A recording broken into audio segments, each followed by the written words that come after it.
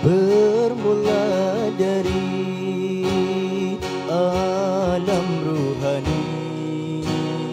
Kita berjanji pada Ilahi, hidup di dunia sebagai hamba, menyembah Tuhan, buat bekalan hari kemudian.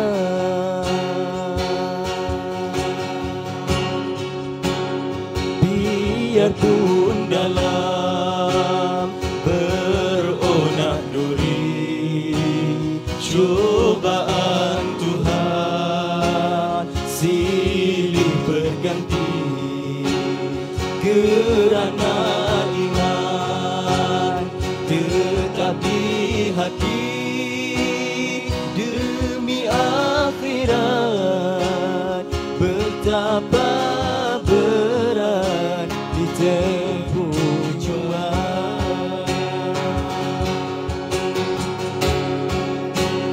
Telah menjadi resam dunia, akan beruntung siapa yang leka.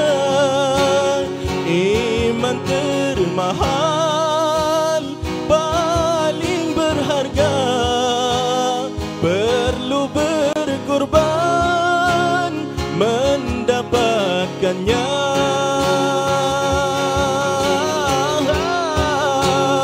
Miskin dan kaya bukan ukuran, iman dan takwa niklah Tuhan.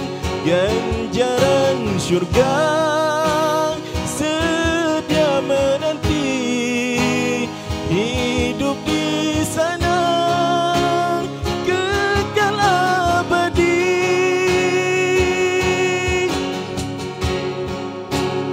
Biarpun dalam beronak duri, cobaan Tuhan silih berganti, kerana iman tetap di hati, demi akhirat betapa berat ditempuh jua.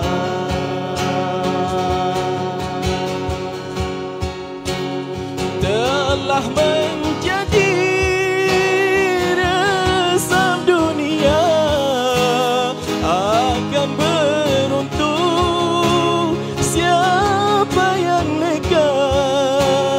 Iman termahal, paling berharga, perlu berkorban mendapatkannya.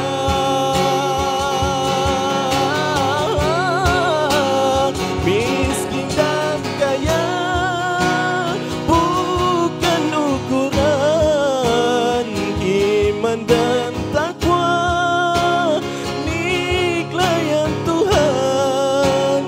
Ganjaran syurga sedia menanti, hidup di sana kekal abadi.